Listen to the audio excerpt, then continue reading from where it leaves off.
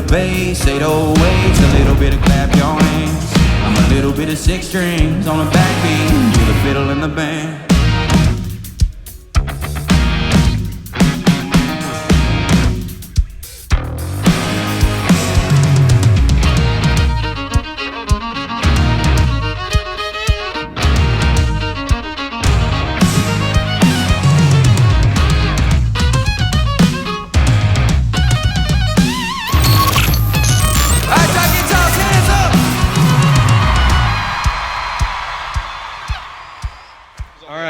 Okay, I see. I did a boo-boo. Do you want to tell me what I did? No, no one has to know what you did. No one has to know. I made a mistake. You didn't do anything. I did. Or lack thereof. I made a mistake. I forgot to plug in the audio.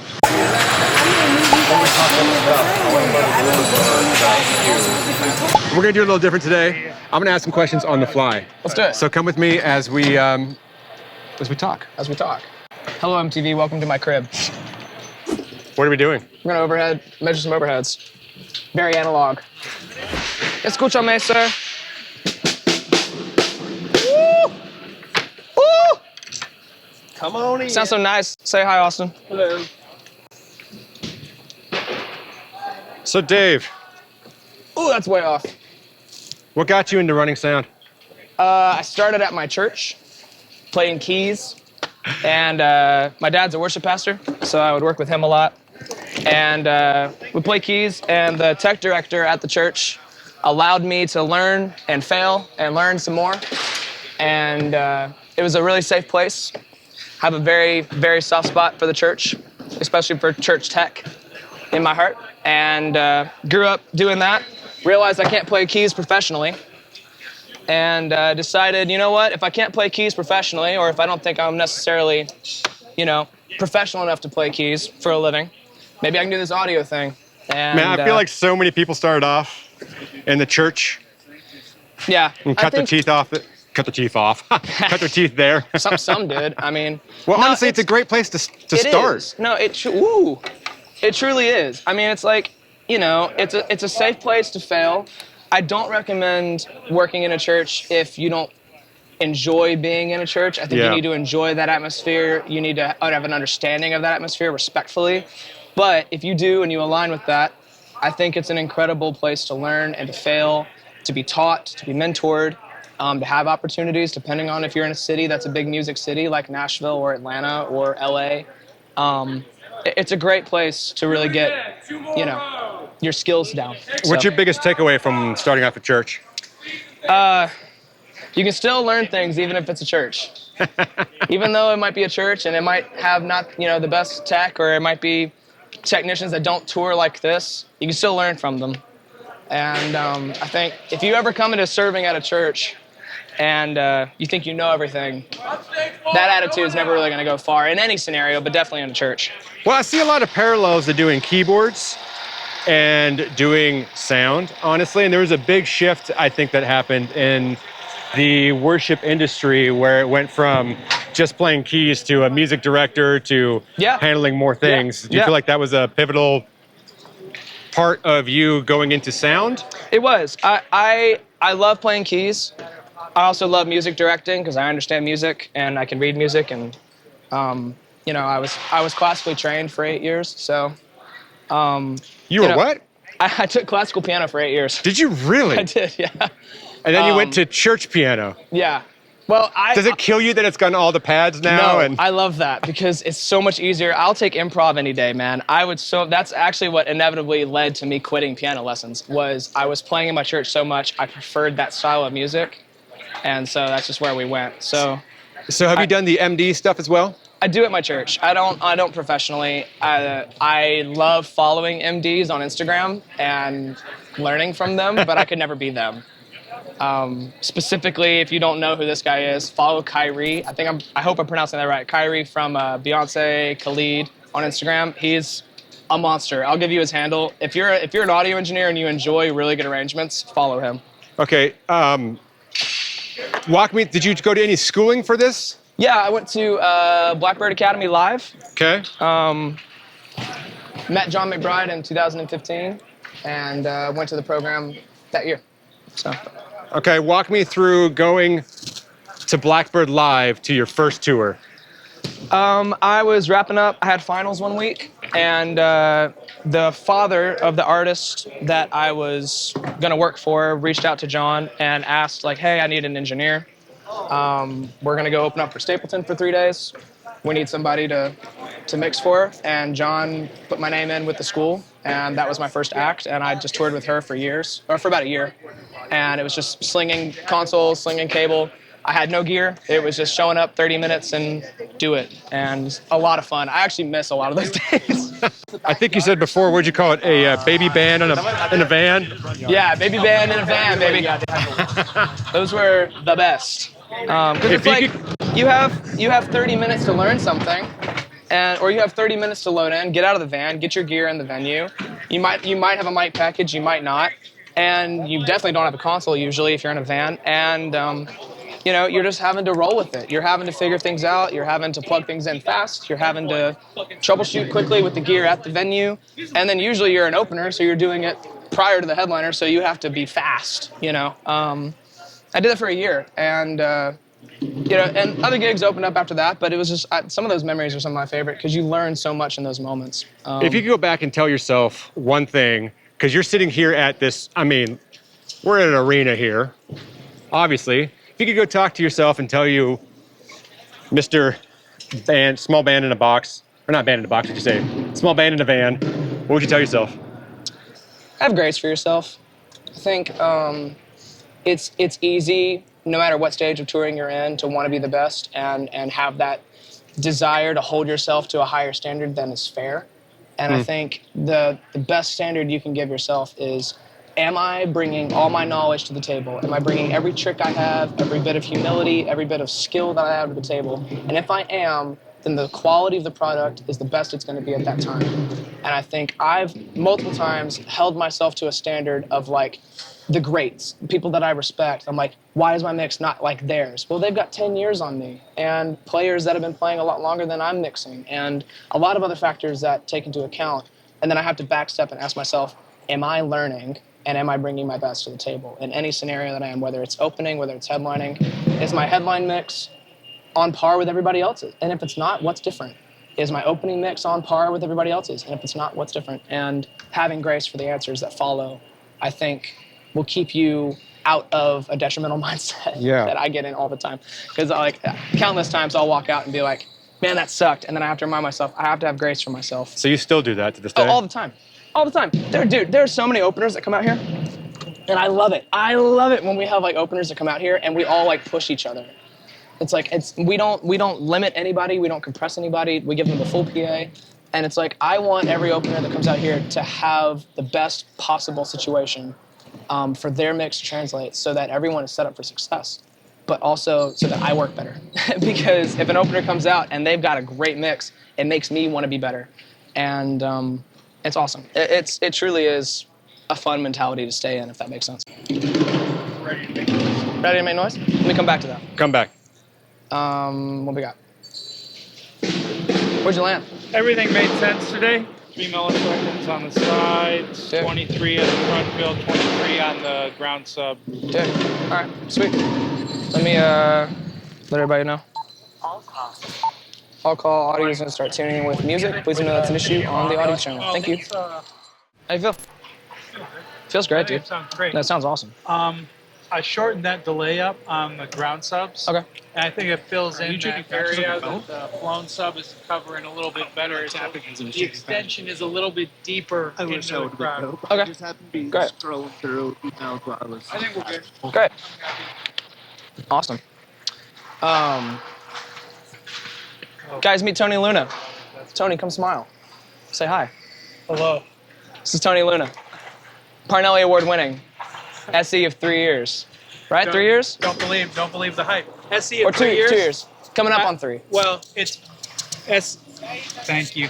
SE of 3 years, but I did it like in the late 1990s, Oh, yeah, early no, I 2000s. meant 2 years with me. I mean, SE for... No, this is our third year. Third year? Jeez, man.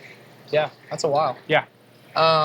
Usually every day, Tony will do all the files through Focus, which is a software that analyzes the room, says, hey, you should hang the PA at this height, do these angles.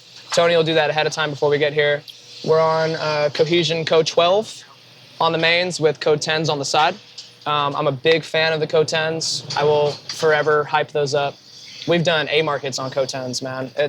We love the Code 10, but also Code 12 is incredible for rooms that are much bigger with larger throws. And Tony will time align everything, make sure it's all in phase, all in time, that our phase trace looks good, that our polarity is, not polarity, but our phase trace and timing is all good. And then we come in and you work with overlay filters. We don't hack it up, we don't do too much to it. Claire offers NF filters and overlay filters on the PA that are both macro and micro adjustments to each zone. That way we don't have to really hack it up. We let the PA do the work, let the software do the work, and trust the deployment from there. So surprisingly, what we're doing in the deployment is pretty flat.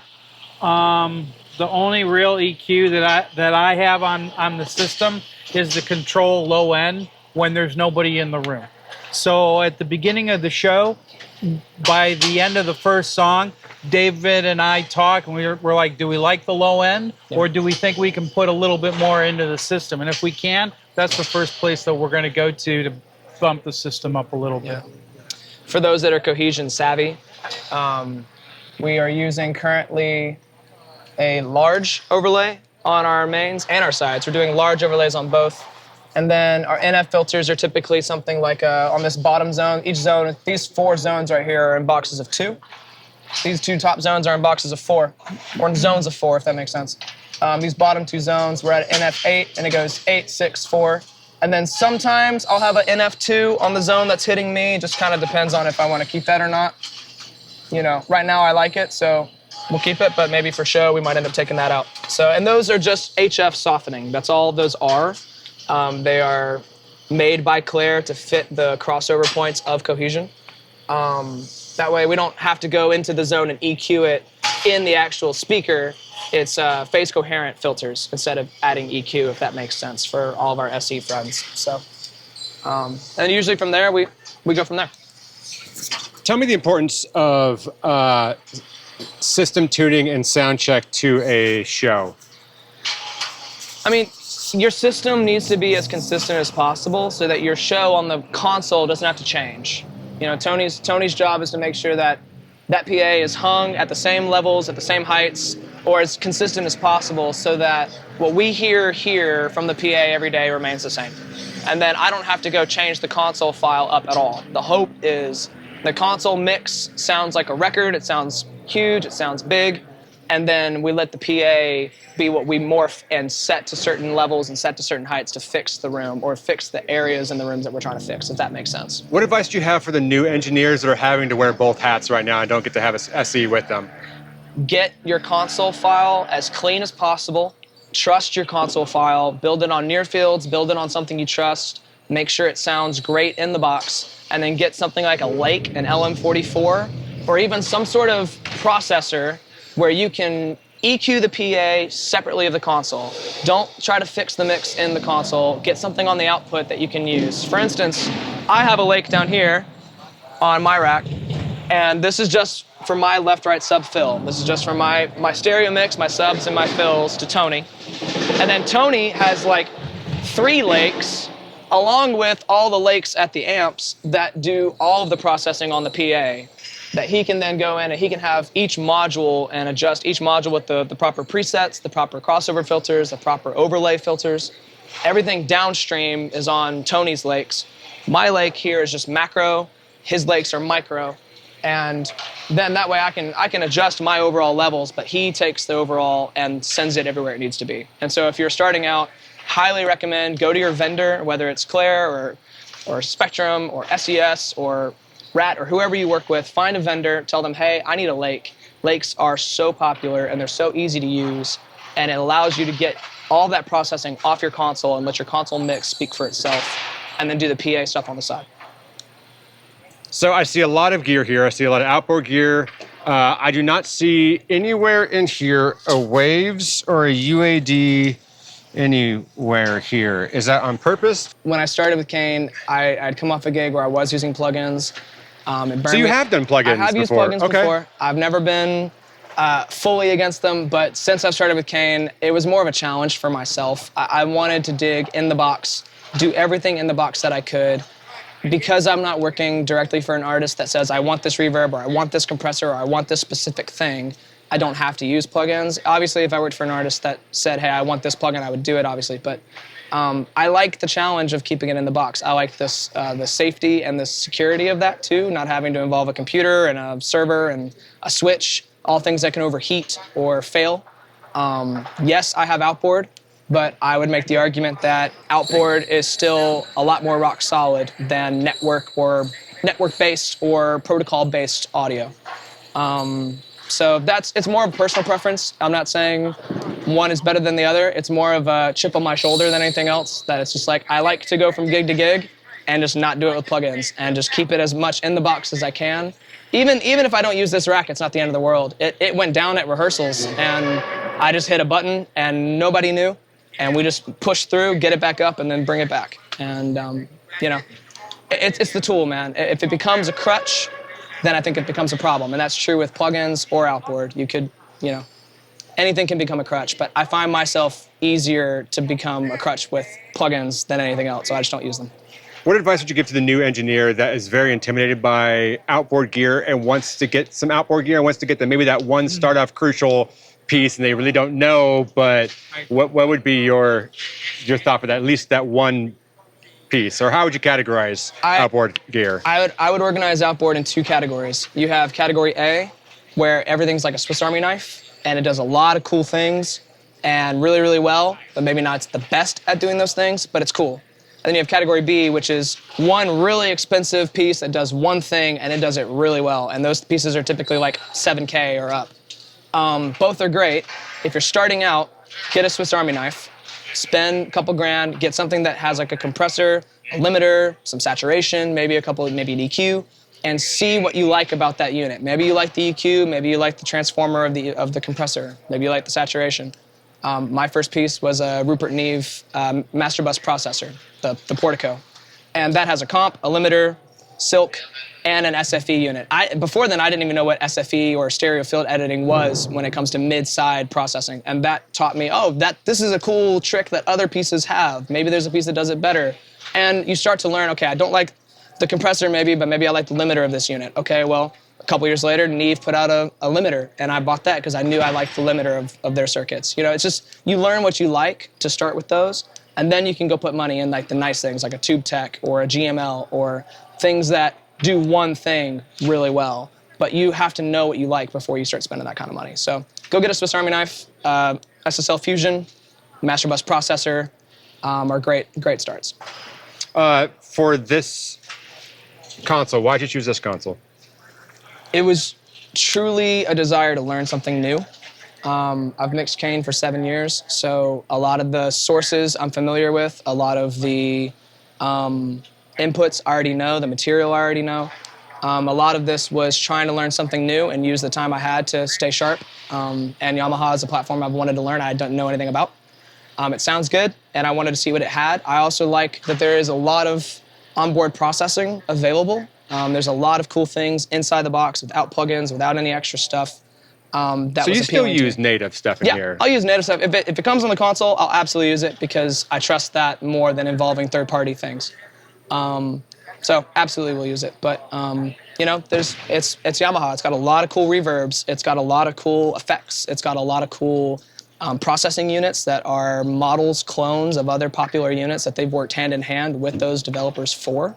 That's also something that you don't see everywhere, is Yamaha has gone out of their way to partner with Bricasti. Is this Bricasti in this console an exact clone? No. Is it close? Hopefully. Or can you tailor it better than other reverbs? Totally. Is the Rupert Neve Portico on this the same as a Portico Outboard? Probably not, but is it close? You sure hope so. And it definitely does a lot of the things that I love about those units. So that was mostly why. Do you have any tips or tricks that you're doing? Not tips, I'm sorry. Do you have any tricks or things up your short sleeves that you want to tell us about? Any like parallel or any ducking, crushing? Yeah, so we can tell us all of your secrets, David. There are no secrets. It's all copying other people. Truly, I love I love to look at the people I respect and see, okay, I like what he's doing here. Maybe I can copy that or clone that and mimic it to my own, with my own flair, but still giving credit where credit's due. So let's do signal flow. So signal flow on the desk is you've got, stereo groups, so drums, bass, guitars, keys, tracks. All of that gets mixed on the console as cleanly as I can, as best as I can. I sit at home or sit at the rehearsal space with Nearfields, mix it as best in the box as I can. Then I take those stems out, and it goes to an Antelope Galaxy, which is my A to D. That is a 32 in and out A to D converter, which has Dante and Maddie on it. So it goes Maddie off the console into the Antelope. Antelope then outputs to our Neve 5059. First person I saw doing this was Mr. Toby Francis on Ariana back in 17. I saw that he was doing that with her. I thought that had something to it. Thought it could be cool. Tried to learn how it sounded. So stems hit this. I've noticed you do red and blue over here too. Yes, so stems hit the 5059. Stereo 1 is my band bus. Okay. All my band groups, the drums, bass, guitars, tracks, that all gets assigned to Stereo 1. Stereo 1 then leaves. It goes to this bus comp and this EQ. And both of these process the band. And then it comes back into the 5059 and is assigned to Stereo 2, where it meets up with BGVs. Wait, hold on. You come out of it to go back into it? Yes, and then you just make sure you don't assign it to the same bus it left, right? So you assign all the band to Stereo 1, and then the band returned to Stereo 2. That's Stereo pretty cool. 2 is now band mix, BGVs, and Kane left, right. And that is my master. And then from there, it goes to my master chain. There's a couple inserts on, because the 5059 can do inserts, there's a drum comp insert, there's a guitars bus insert, there's some kick snare situations, especially with the Alicia and these two 560s are my kick and snare processing. And then my master chain is this Better Maker comp fusion into the limiter. I'm gonna hype on this real quick. I'm not using the limiter for actual limiting. There's no actual gain reduction happening. So you don't use a limiter for limiting? I'm not using the limiter in it. I am using the soft clipper. So if you page over to this page, you can choose how you want to, and when we say clipping here, we're not talking digital distortion, we're talking taking those transients that head over that level and just softening them, rounding them out.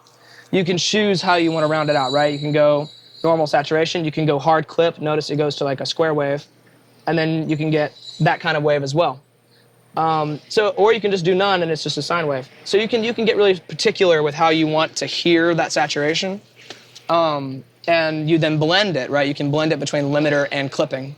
I have it set to full blend on clip, so the limiter circuit's out.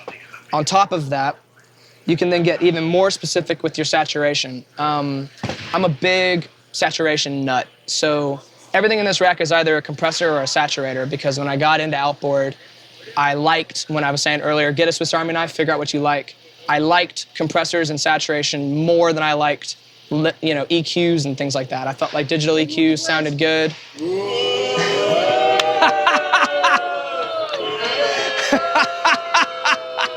Bobby! Every day our set carps get all the hands and boo Bobby. We love you, Bobs. I love you, Bobby.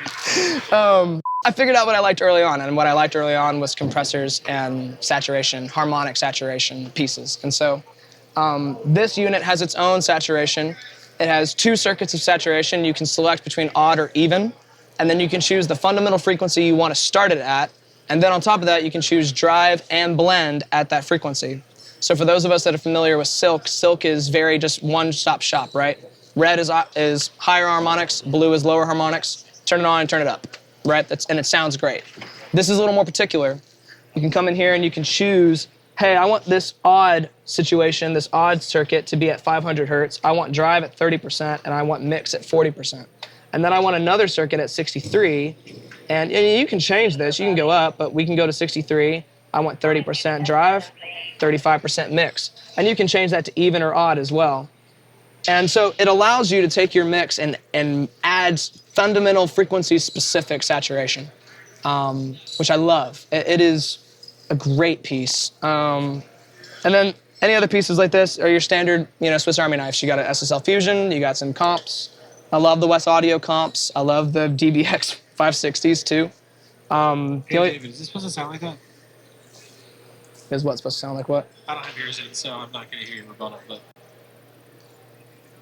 You just messing with me? Oh, you're messing with me. Nice. If you're talking, I'm not hearing what you're Nice. saying. That was good.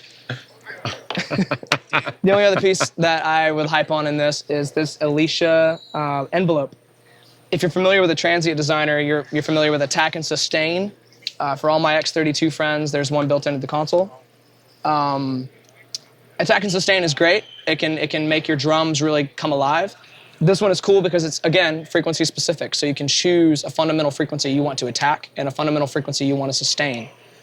So kick and snare groups, hit this, kick group, snare group, and then it goes out of this into my 560s and onward from there. So that's really the chain. We're multi-tracking as well. So there's a Matty Face XT. We're tracking about 120 channels. Off stage is about 120 channels. Holy crap. It's a lot of extra stuff. Name every single one. Go. I probably could actually, but I'm not gonna put Okay, myself cool. up How for many that. inputs you got? We're looking at about 90. Okay. Now that includes all the utility stuff. That's top X, tuners, all the triggers for the drum toms, for gates, things like that. So music inputs, if we had to do a whole show off just music inputs, it's less than 64. We could probably fit on a single SD rack if we needed to. But playback is also digital, keys are digital. There's a lot of things that are digital streams as well that add to that channel count. So You guys doing tracks as well? Yeah, it's not 90 channels of copper, but it is 90 channels of like audio processing. Sure. What What advice would you give to engineers to immediately make their lives better or easier? Easier, the biggest thing that I've learned, or try to continue learning, is I started as a monitor engineer, and monitor engineering is actually my favorite thing to do. Uh-oh. So You heard it here. So if you guys are hiring, monitor engineer. I prefer monitors, but I love front of house. It's fine. So when I would do monitors, I would go on stage and meet everybody and say, hey, I'm David. I'm honored to be here. I'm excited to be here. And I try to meet everyone and get to know their names, look at their pedal boards, look at what gear they're using, look at how we're using the drums, how we're miking things up, all that kind of stuff. And I think that will really help you get to know your sources better, rather than just walking out there, turning it up and starting EQing things. Look at the source first. And get to know the names behind the people too, because then you can say, hey, Josh, can we work on the snare a little bit? Hey, Ian, can we work on the bass a little bit? Things like that. So look at the source, meet the people, be personable, be excited to be there. Remember that it is an opportunity to be there. You are not entitled to anything. So the fact that you get to do what you do for a living and that you probably love it for a living is an opportunity. So don't waste it. Be respectful of it. So I would say, if you do those things, if you be personable, if you be kind, gigs will continue to come around. People will remember you. People will want to work with you. Yeah. So how long have you been with this band? 7 years. Okay, so someone who's been with the band for this long, what advice would you give to engineers who maybe want to give their own input for? Because I know you're at the point now to where you could probably give some advice, you can give some input, or you can give your own suggestions with it. What advice would you give to these guys that like, hey, I'm new with the band, I want to give a little bit of input? Wait to start giving input till about 6 months to a year in. Okay. Get to know everyone, learn everyone's story, learn how they got involved with the gig, who they're friends with, what their relationship with the artist is. That way, when you come in, you're not, you might have the resume for this, and if you do, you've earned it. If they've hired you for your resume, you can come in and throw things around. But usually, I try never to walk in on a gig and start throwing stuff around and be like, this is how I want to do it. Because again, you might be walking into something that was already built. You might be walking into something that an engineer that they loved have just recently left, and they're trying to figure out the transition. And it's not up to you to come in with all of your ideas. It's more so you to be a servant. And again, I think coming in with the mentality of I'm here to serve, I'm here to work with you. I love that. I'm a servant. Yeah, I think I got that from my church days, and I try to carry that into what I do out here and any other gig I go to, whether it's subbing, whether it's going to monitors. At monitors, you're much more in a mentality of servant. At front of house, you're still a servant. You are serving the artist directly. You are serving management. You're serving the producer of the album. They want those things to be recreated properly, and to also give a good show. You're a servant of everybody in this room, right? They want to have a good time. They want to come in here. They want to forget their problems for a little bit They want to hear a good vocal. They want to hear a good show. I think, those are really important things to remember, that this show is not about you. Your mix is great, and you might love it, and you might be proud of it. That doesn't mean that you are the reason it sounds good. You are a caveat of it sounding good, but it's the players, it's the material, it's the artist, it's the producers, it's everyone that has set all this up for you to be the channel that it happens. So I think not forgetting that is helpful because it keeps you in a mentality of gratitude, if that makes sense. Let me hear this real quick.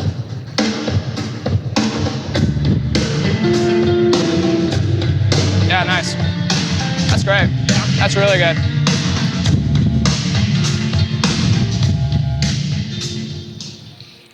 How do you guys feel about a line check at 3? Right this second?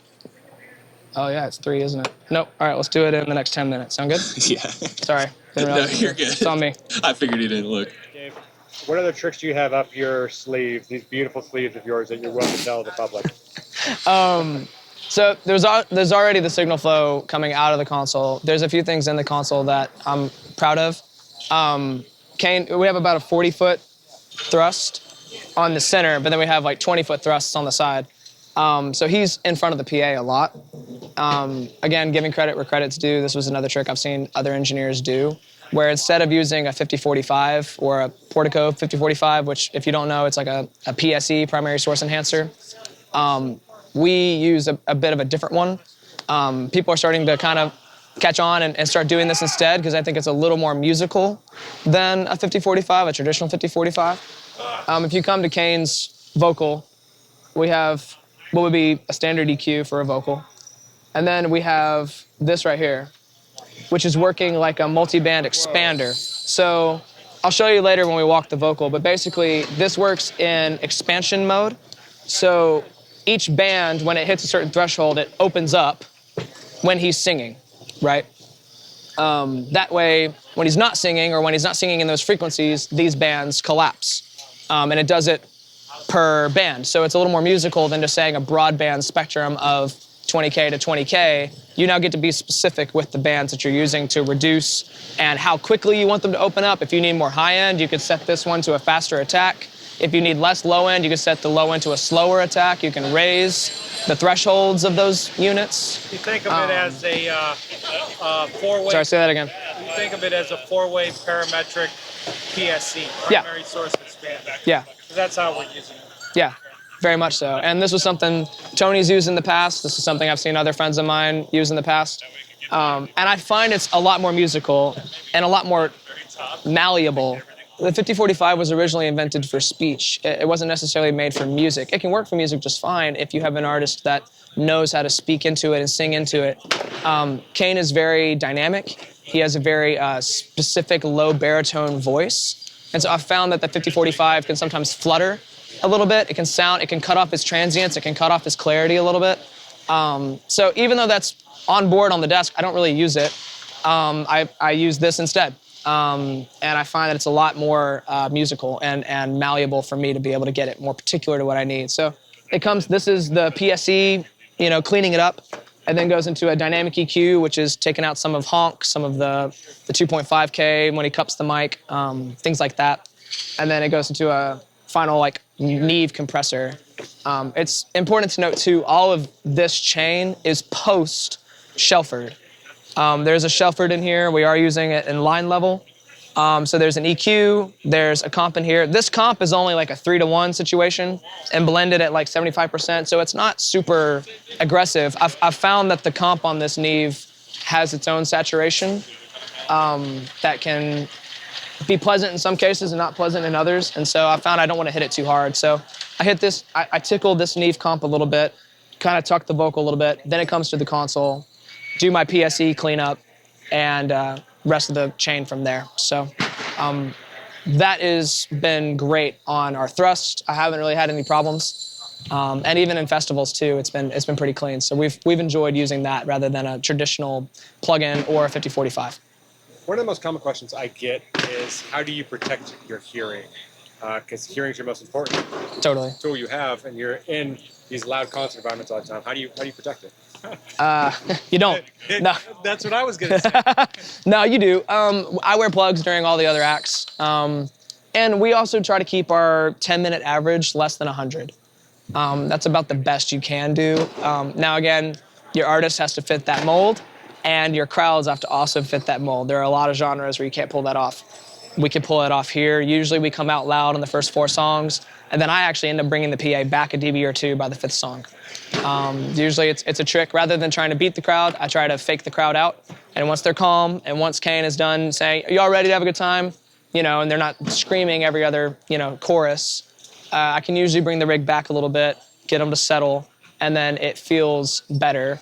And then even more so after we do an acoustic set, coming out of an acoustic set, back into the set, it feels massive. So usually we can end the night around 98, 99 for 10-minute averages. And then in the middle of the show, it goes down to 96, 97. And that usually helps. You start having hearing loss if you're over 100 for more than 10 to 20 minutes. So we try to avoid that. So what are those? Oh, these? Oh, I thought you were actually asking about the shoes. I'm like, Columbia's, bro. So this was something I was doing on Digico. Rob, our monitor engineer, he and I were living together in 2020 to 2021. And he and I started looking at the GPI options on Digico and realizing you can do some really cool things with GPI on Digico. And then we started looking at SXL and Yamaha and realizing, most of these platforms have a macro function on the desk that you can attach to a button. But a lot of those buttons aren't latching.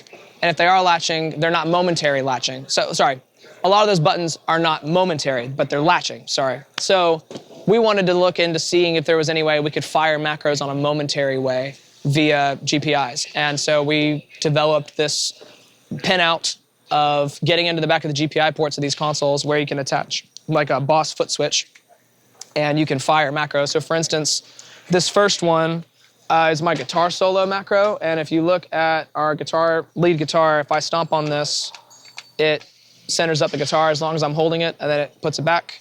And then it also unmutes like an enhancer and some other things to make the guitar come forward. Because it's a macro, so you can program a ton of commands to it. The other 2 are top-back routings. So instead of having 5 top-backs in front of house, I just step on who I want to talk to. And I don't have to hit a button to do so either. So I keep my hand on the fader, grab a mic, and then hold the mic down to talk to just Kane or talk to just the crew. And Rob, we also have a bunch of macros on stage that do the same. There's a couple macros that route our band's talkbacks out of Kane's ears. There's a couple macros that for our techs, this is kind of cool. Our techs have these as well. Each tech takes care of multiple musicians. So if Carl, our stage left tech, wants to hear just the bass and talk to just the bassist, he'll hold his foot switch down and it will solo the bass's inputs in just his mix so he can isolate just those inputs while just routing his talkback only to the bassist, and then takes the bassist's talkback, whichever one is closest to him, and routes it out of the band's ears. So that when the bassist naturally responds to Carl, he can do so without distracting the rest of the band. And Carl can listen in on his input while they're troubleshooting mid-show. And that's all programmable. That's not adding any outboard unit. That's not adding any, software unit. That is copper and a foot switch. That's $30. So, and really good programming. You have to know your programming to do that. But hit up myself or Rob, and we'll send you the files because it's not hard to do. So you are probably one of the top requested interviews. No, don't hit me with that. He's gassing me up right now. I am not. Who do you look up to? Man, okay. I look up to people that I've gotten called mentors, because having a great mix is one thing, but having someone in your life that is a friend that can speak advice into you is even more valuable. People like McBride, my friend Trey Smith with Thomas Rhett.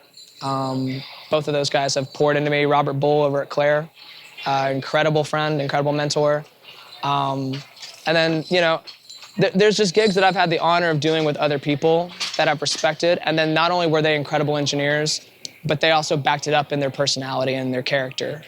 Chris Raybold's one of those. I only did one gig with him, but, it's characters like him, Trey, Bull, where they have the resume and they have the reputation, but they don't walk in a room and announce that to everybody. They walk in, Pooch is another one. Like, they walk in, they know their stuff, but they don't have to prove anything to anybody. Instead, they go meet everyone, they shake hands, say, hey, I'm Bull, hey, I'm Chris, hey, I'm Trey, I'm excited to be here, I'm excited to mix this.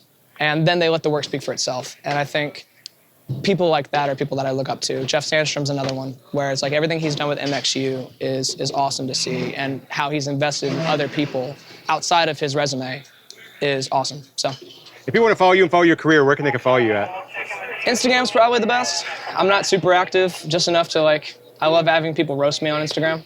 But yeah, David, it's David Loy and then the number 1 at Instagram. And the only thing that I probably post that's a lot of fun is there's just like, I record our line checks and post the talkbacks from our line checks on my stories. So if you go and look at like pre-show stories on my Instagram, you can go be entertained or confused depending on what you want to do. But, Or shocked. or shocked, yeah, some of the things we say. I try to censor it. But yeah, Well, thank you very much, man. I appreciate your time. excited to be here.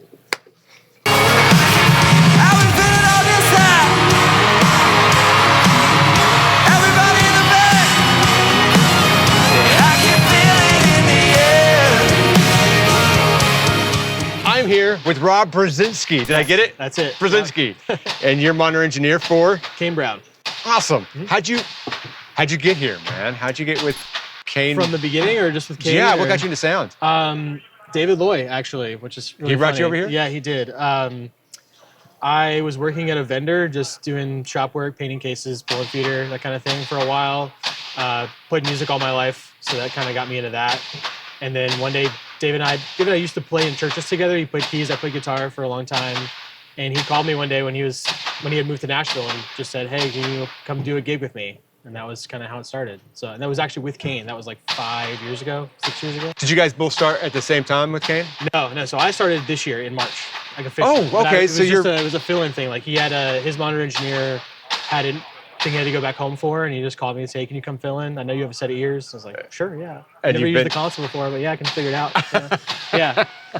And so from there, he kind of pulled me onto some different tours, and then kind of did my own thing for a few years. And Yeah. Then this year, he called me to come do this. So yeah. Have you always been this side of the snake? Yes, pretty much always. I've done 2 tours as a front of house guy, and it's fine. I like it enough, but this is kind of more. The relationship with a musician is really important for me, and being a musician myself, I feel like I can talk to them pretty easily. So Yeah. it just made sense to be on this side of the snake for a while. I love monitors because you only got a couple people to worry about, but at the same time, those are the most important people Right, in the and world. they're very picky usually, And yeah, exactly. yeah. And I think the biggest thing with monitors, other than knowledge of the console, is communication skills and that 100%. actual interpersonal Yep. relationship, which isn't, I want to say, it's not as important back there, but I mean, that's pretty drastic. Just a different kind of relationship. Yeah. How did you? How long have you been doing monitors for? It's been, I guess, 6.5 years now, almost 7 years. Okay. Yeah. Was that a hard transition for you to learn for the communication thing? Was Not that something really. you just surprisingly jumped right into? Yeah, I've always been not necessarily a people person, but like a good at communicating with people, like knowing what it would take to like get to the right result with people, I suppose. Yeah. And I kind of am fascinated by the psychology side of it too, of like knowing what somebody wants before they know what they want, kind of Yep. thing, or like translating, whatever they want to describe their issue as into something practical. Yep. And so that was kind of a natural transition for me. And playing with musicians, I know like when they use that language, I know what they mean by that, whereas somebody who's not musical is in the seat has a harder time doing that. It's not Sure. impossible, but it's just different, Sure. So it wasn't very hard for me, surprisingly, but What advice would you give to people who maybe want to get into doing monitors? be a nice person, I think, is the biggest thing. And know when to freak out, when not to freak out. When stuff is going wrong, here people are going to look at you first Sure. and for like a solution. And if you're freaking out, they're going to be very uncomfortable. So even when things are going wrong, having like a level head and saying, okay, cool, yeah, I'm going to find a solution to this. Like take it easy, like not necessarily move slow, but like be a little more chill. Oh, thank you. It's the last day of tour. They're just joking around. At least the artists that I've worked with in the past, they are very sensitive to the person that's in this position, and they know that they can be vulnerable, and you're the one person who's going to hear that every night, and so they need to know that they can trust you with that kind of information, and know that if something's going wrong, they can look over here for a solution and not necessarily more problems. Yeah. or to see somebody that's kind of like that doesn't have a grasp or control over what's happening. Yeah. Even if I don't necessarily have control of a problem, I need to give off the impression that I do, because that inspires confidence in them to feel like they can continue doing what they're going to do and know that the problem will get solved. Well, what you're kind of setting the tone for everything. If if you're uncomfortable, that'll translate to them being uncomfortable. Exactly. And that makes a lot of sense. I remember when I did monitors, one of my phrases was like, I can't fix what I don't know. Yeah. Just communicate. If it needs to be in colors, if it needs to be whatever, just tell me it so I can figure it out. Describe it in whatever way makes sense to you, and I will figure out how to translate that. And try to. Yeah. So for this band, how many mixes you got? Is it all in ears? You got some stuff going on stage? It's all in ears, and then one drum sub for the drummer, which is kind of more of a fun thing for him. It's not like a necessarily he has to have it sort of thing. Total, I've got 6 band guys, an artist, 3 backline guys, playback, and 4 guest mixes. And then I've got a lot of guys that are sharing a mix with playback, which will change next week. They'll be on a stage mix of their own. Okay. Like security and production manager and content, all those guys will share a mix. So I think in total it's like 14 or 15 now, something like that. Okay. And the 4 guest mixes are kind of fluid depending on the day. But Kane likes to bring a lot of people out on stage and have to have the stuff ready for that in case it happens. Is it all pretty static, kind of a set and forget, or are you writing a lot of it? I'm doing a lot of snapshots. When we started the tour, Kane was the only person that I had on snapshots because the band had told me they didn't want that, and slowly over time they've asked for certain things that have required it. Yeah. So I think now I've got probably 2 guys left that aren't on snapshots.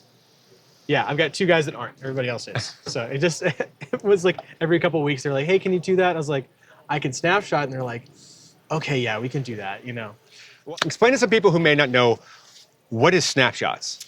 Snapshots are essentially, depending on how you set it up, a completely different view of the console for every song. So it can be every song, or it could be several per song. You can do one for a verse, one for a chorus, whatever.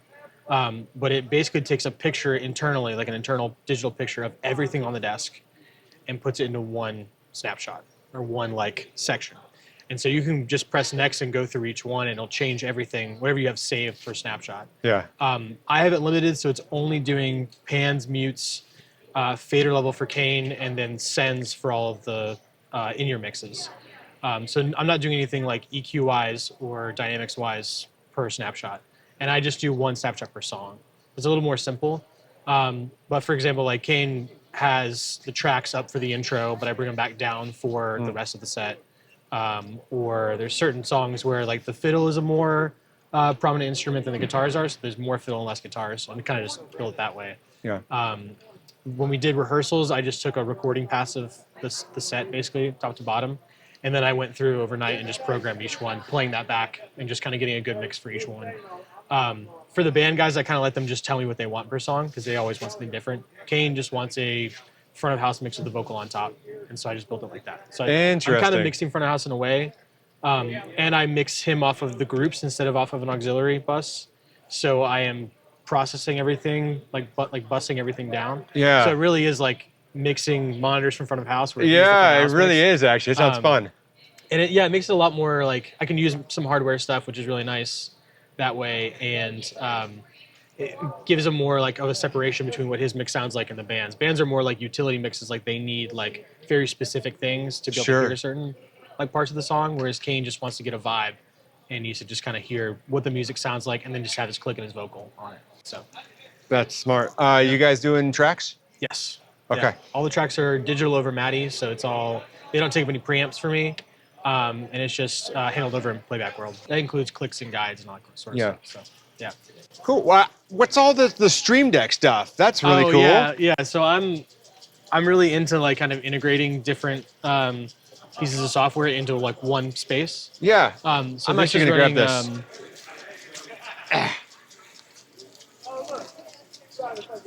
Yeah. What is that? So this is just a normal Stream Deck, but it's running. It's plugged into a Raspberry Pi, which is inside of this case, which is running a custom software that integrates with the console via OSD commands. So this is essentially more macro buttons for the desk, because I only have a total of, 40 macro buttons on the console, and I can get an additional 28 here between these 2 pages. And they're all just on-off macros or different utility. I can pull up different panels on the console. or I can start my recording on the computer from this via MIDI. You can do pretty much anything you can do on the console. You can do via this. It's just extra buttons for it. And the other, what's the other one? This is a reverb unit that I'm using on Kane's vocal, which is kind of like a Lexicon 240 or 480 style reverb. It's just really wide, which is what I'm mainly using it for. And it's just a pretty standard vocal reverb with some modulation. So, can you walk me through the TC Electronics over there as well? Yeah, so that is just getting a feed of Kane's mix. So it's not through my cue or anything, just his mix. So I can see loudness over time. Sometimes I'll route I've got like a macro that will route the cue bus to that. So I can check stereo correlation on certain things just to see if like guitar player's like, oh, my guitar feels right heavy today. I can see if that's true or not, or if it's just his actual ears. But it's mostly to just check loudness over time, night to night, to make sure I'm hitting the same level. I try to like be really cognizant of how loud the ear mixes are. I don't want them to like be blowing themselves out, or you kind of want to be in the sweet spot on the volume knob on the pack. There's a certain like range of like 5 or 10% you want to be in. Sure. And so I want to make sure that my loudness is pretty like nominal across all the mixes. Okay. And I use that for that purpose mainly. Do you do much panning? Yes. Yeah, a lot of panning. With Kane specifically, I have a band bus that goes to his mix, and on that band bus I have some hardware stuff, and one of those is a stereo imager, and so it's just pushing the band out a little wider, because I kind of want to get as much width as I can without it feeling unnatural. That unit specifically it like removes the mid and adds more side, so it's not actually like pushing anything phase-wise, it's all phase coherent.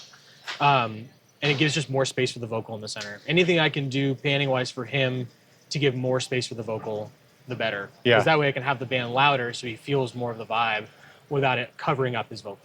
I see a lot of screens here. Are you able to see the band from over here? Or yeah, so I'm getting a feed from video of all the camera shots at once. There have been a lot of shows on this tour where there's not room stage left, so I end up behind the video wall. Oh, jeez. So having that has been really, really great. And he has like an automation pod. He rides up and down like this pod here. And sometimes I just can't see him. Like today when he's up on that, I will not be able to see him. So having the camera shots is really helpful. I can see if he's like fiddling with his ears, or if he's, sometimes he'll like snag on something and unplug his pack. And so I know what he's doing. Yeah. And if there's anything we need to run to him, we can do that. Sure. I think it's smart to be able to pick up on your artist's subtle nuances of, did they take your ear out? Are they pushing it in? Are they consistently? And they know not to like look for me, because they know that some days I'm just not visible. And everybody on stage has a talkback, so if they need to say something, I can hear them. But I can also see any sort of like hand signals or anything from them. I watch that pretty much the entire night. I've just got my eyes on that. So I don't really look at the desk as much. I'm mostly looking at that. So I have that, and then I just have just multi-track recording for everything. So, which is kind of the way I've done this with MIDI integration has been really cool. The snapshots fire MIDI to the computer to fire Python scripts. Okay. So every time a snapshot fires, it'll drop a marker with the song name on it. So if I go back to do virtual sound check, I can just pop song to that's song. Cool. And then I have just a macro that'll go from marker to marker, essentially. It's like that's cool. there. Yeah. I had everything like talk to each other, so I only have to worry about one space is like really nice. Yeah. The programming is kind of heavy on the front end, but once it's done, it works pretty flawlessly. So. Oh, cool, man. Well, if people want to follow you and follow your career, where can they follow you on? Instagram at Robert Braz, RobertBraz. And then I have another Instagram for my company. I do like a lot of like playback rig builds and pedal board builds and stuff like that. That's linked on my Instagram. And I'm working on getting a YouTube channel going with like more like explaining some of the, like the deeper functions of stuff, like running timecode through the console or how to set the MIDI stuff. We're setting up like a stream deck that I'll hopefully get to doing this year at some point. And that's all, you can find all that on my Instagram. So. Awesome, man. Or maybe or maybe not see you at a Kane Brown show near them. Yeah, she's not behind there. But man, thank you so much for your time. Absolutely. I really appreciate you. Of course.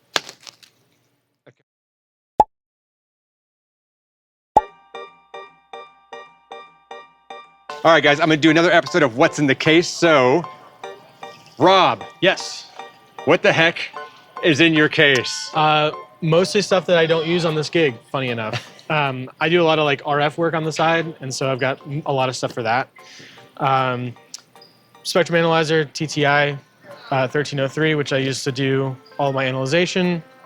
A lot of like cable checkers, like I've got a Sonnet sound bullet that I use for checking stage boxes and wedges and stuff like that. another cable tester, a lot of random like power supplies for certain things, RF splitters and combiners and a bunch of RF adapters, batteries, more cables, ear cleaning stuff, ear cables, my spare set of ears, multimeter, Edison tester, random MIDI cables in case I want to run MIDI on a Flight 8 console or something, soldering iron and soldering iron tools. I keep a shotgun mic on me for doing like YouTube video stuff.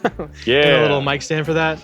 And then this is a an ear testing setup that I have. So it's like the Shure one-channel USB-C interface, and then a RTA mic with a adapter that goes on the end for putting your in-ears on this. So you can actually take smart traces of the ears, and I can test them to make sure I don't have That's bad drivers or make sure everything works properly.